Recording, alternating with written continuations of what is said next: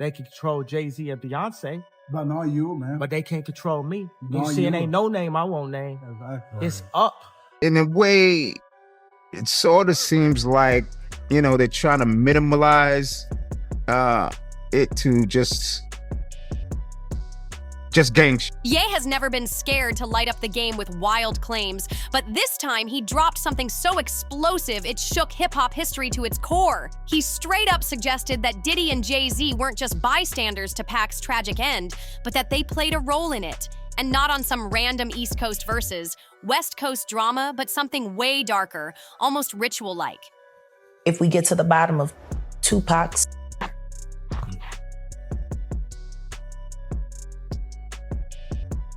when that is finally revealed, 15 other will be revealed with it. And you will find that they were all committed by the same two people, father and son. According to Ye, Tupac's death wasn't about beef at all. It was a price paid to push Jay-Z into Hollywood's highest levels of power. The thought that one of the greatest rappers ever could have been sacrificed just so another could step into the spotlight is bone-chilling. Could Ye really be exposing a secret initiation? Or is this just another one of his chaotic outbursts that mixes genius with madness? I felt like, you know, they had like, you know, a whole lot of potential. Jay was more quiet. But I mean, I learned that Jay was being quiet because he was taking notes. He was taking notes, observing everything, taking it all in, you know, because, you know, sometimes you're around and you're watching to see things to do.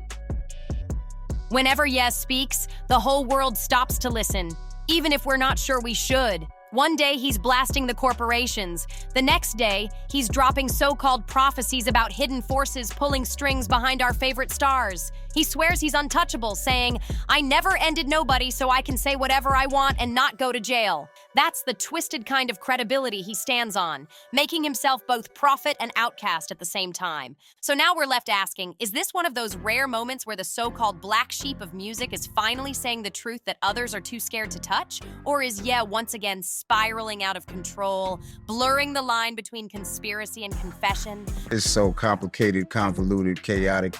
It's hard to actually figure out what's what, but it's becoming clearer. The timing makes this whole situation even crazier. After years of nasty fallouts and public feuds, Ye is suddenly back interacting with Jay-Z online, dropping likes, leaving comments, acting playful like they never had drama at all. But let's not forget the history here. Jay and Beyonce skipped Ye's wedding to Kim, which sparked one of his bitterest rants ever. Then Jay picked Kendrick Lamar over Ye for the Super Bowl halftime show, a move Ye took as pure betrayal. And who could forget when Ye even dragged Jay and Beyonce's kids into his wild tirades? So why is he suddenly cozying back up in Jay's digital space now? Weirdo. I don't get no what you got in your head, that neural link. You'll never outthink me. Ever. Is this a genuine truce, or is Ye baiting Jay-Z into stepping closer, just to drag him into the storm around Tupac's death? The way it's playing out feels more like theater than reconciliation, almost like a chess game being staged in front of the entire world. Ye has always been fixated on the idea of Hollywood rituals, whispering that behind the fame and money, there's a system built on sacrifices and secret pledges. In his eyes, Jay-Z and Diddy didn't just rise because of business genius, they made shadowy deals where lives were the currency. For most people, that would sound like the plot of a cheap thriller. But when Ye says it, with decades of suspicions echoing in the background, it hits way different. Boy, Puffy called me though. Puffy called me back in the day. He called me, he was like, "I just want you to know I ain't have nothing to do with your brother's, And here's the wild part. Whispers about Diddy's alleged $1 million bounty on Pac have been around for years. Insiders like Dwayne Keith Davis even claimed he was the one pulling strings that night in Vegas. A retired detective swore he boxed Keith into a confession, pointing right at Diddy as the man who commissioned the hit. I think that they don't want, if they was in any of those freak-off tapes, if they played a part in any of those Diddy sessions, they don't want it to get out to the general public to make up their brand. And it doesn't stop there. Federal raids on Diddy's mansions have only fueled the fire, with lawsuits painting him as the music industry's own Epstein figure. A man allegedly surrounded by staffers who helped orchestrate secret, disturbing parties. Nobody in the industry wants their name linked to this storm. But every new headline drags Diddy's past right back into the spotlight. Each shadow brings those old Tupac theories roaring back, louder than ever. And if Diddy really had the kind of power to order a hit, then Ye's claim that Jay-Z not only benefited from it, but needed it as part of his rise becomes chilling to even consider. Yeah, and you know, the thing about the kids at some point here, and not for the younger ones, it's at some point. For North, it's right now, right? That even if she doesn't see it, even if somehow Kim is able to keep that away from her, the kids that her friends at school, they're gonna know about it. They're gonna see it. And it's just, it puts the kids in a horrible situation. Were these two climbing the ladder together, not just bonded by success, but by something way more sinister than champagne toasts at billionaire brunches? That's the picture Ye keeps painting, and it's hard to ignore. What makes Ye so disruptive is that he never filters his words. One moment he's yelling about celebrities being treated like puppets, even claiming his own mother was sacrificed to keep him under control. The next, he's name-dropping LeBron James, Beyonce, and Jay-Z, saying they too are caught in the grip of invisible masters. He might sound wild, but he speaks with the conviction of someone who believes he actually survived that same machine. And when he drags Tupac's name into this mythology, hinting that the ultimate rap icon was the ultimate offering, the industry can't just brush it off as crazy talk. There are people who did short sales on their stocks right after that, made a lot of money, including Sean Carter. Now I'm going to ask you, why would non-disclosure agreements need to be signed for an accident? Pac's death has always been surrounded by competing stories, but framing it as the key to someone else's coronation takes the whole conspiracy to a level no one else has dared touch. She was unconscious. She didn't choose to get on that plane. There were phone calls made. There are witnesses who signed NDAs. Here's the twisted paradox. On one hand, Ye sometimes softens, posting apologies and even admitting he regrets going after Jay-Z's family. He confesses he always wanted to feel like part of that inner circle, but in the very next breath, he paints Jay as a man who walked through blood to reach the throne. It's like Ye is torn in two, craving brotherhood with someone he's also accusing of being tied to Pac's death. Ye keeps framing it all like part of some sinister pact, leaving everyone wondering, is he reaching for peace with Jay or setting up the stage for an even darker reveal? I want you to think about this. Allegedly, Sean Carter is responsible for enacting Hype Williams to put Aaliyah on a faulty plane to move her out the way as punishment for rejecting him, and so he could level up Beyonce, who was struggling. We know Ye thrives on contradiction, but even for him, the emotional swings are insane.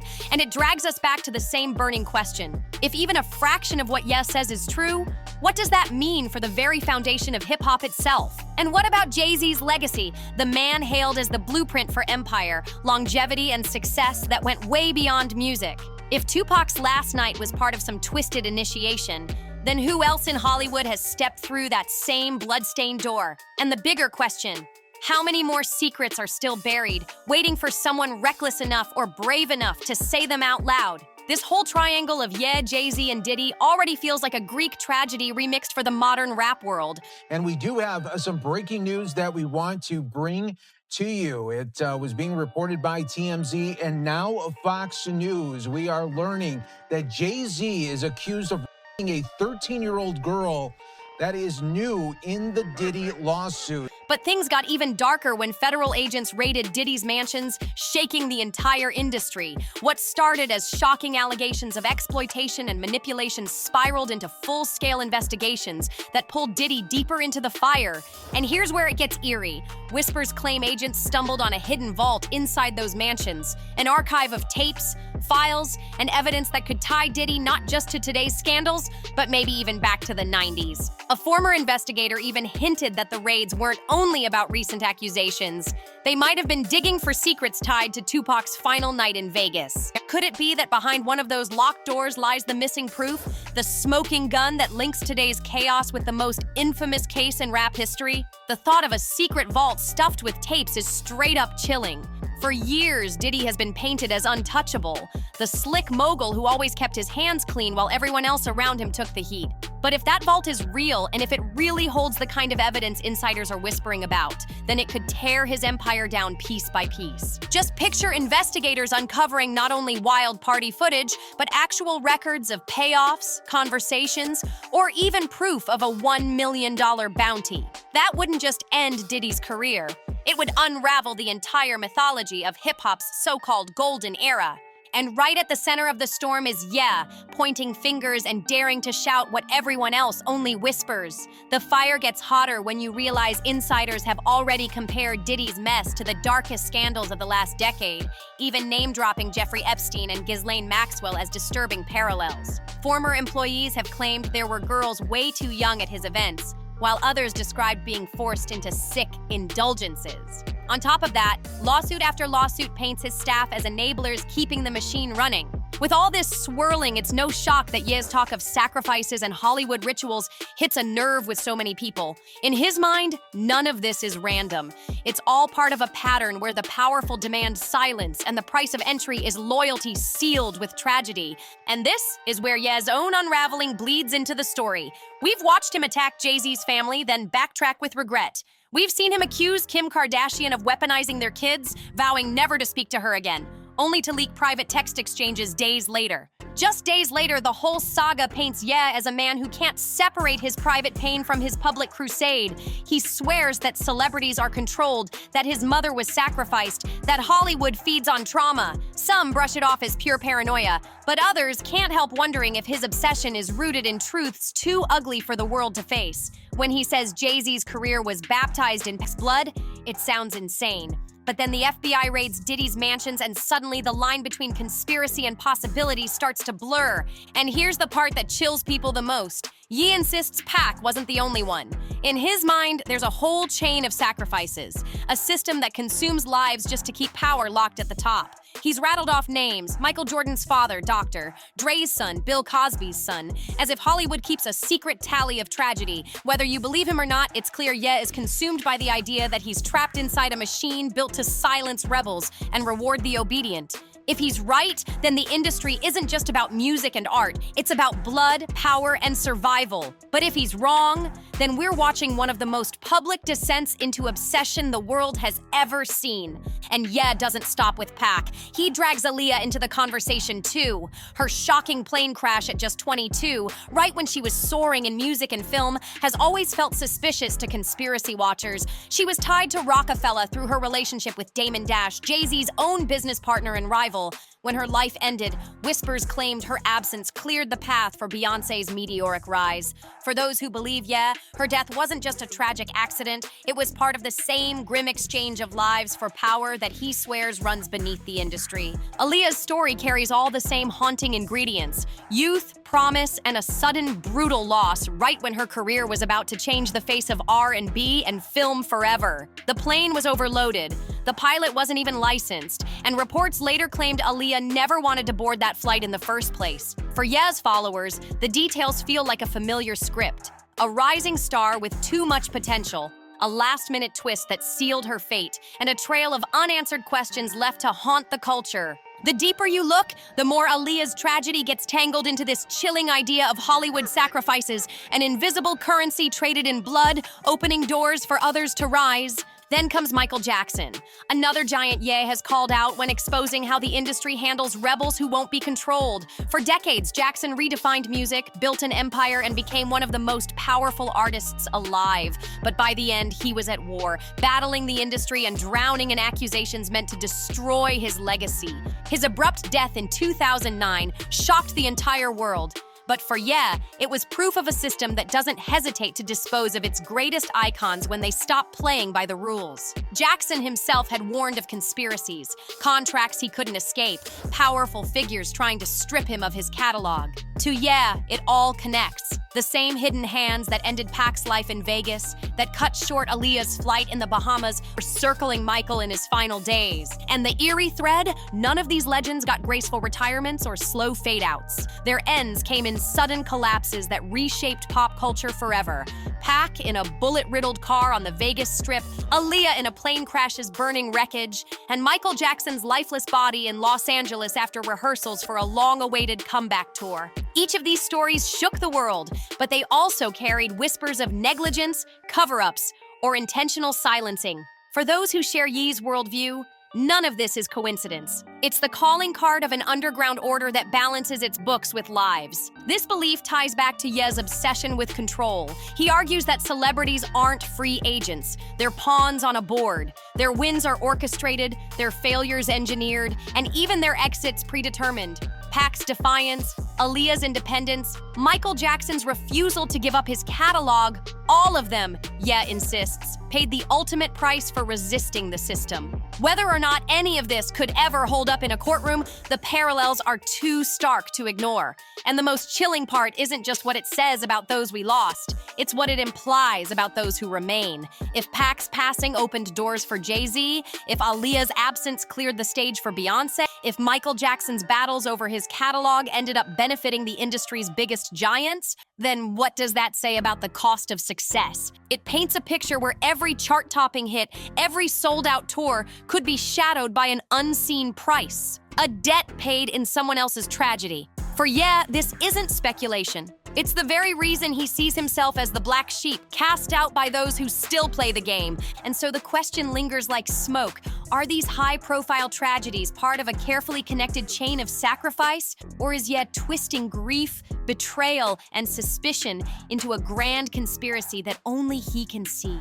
That uncertainty is what makes his words hit so hard, because with every scandal, with every powerful name dragged into the headlines, the web feels tighter. The coincidence is harder to dismiss. And whether it's truth or torment, the idea that Hollywood's glamour might be built on blood is enough to leave us all deeply unsettled. That's why this moment feels so dangerous. Ye is both witness and warning. He's got access, he's got memories, and he's got nothing left to lose. His career already collapsed under broken brand deals. His words already cost him fortunes. Yet he keeps talking louder. Is he preparing us for the biggest exposure Hollywood has ever faced? Or is his obsession dragging him into a spiral that ends with him cut off from everyone he once called family? The stakes don't get any higher. Not for Ye, not for Jay-Z, not for Diddy, and not for the legacy of Tupac. So we have to ask, what happens if that vault is real? What happens if court documents or seized footage actually back up Ye's accusations? The ripple effect would be explosive,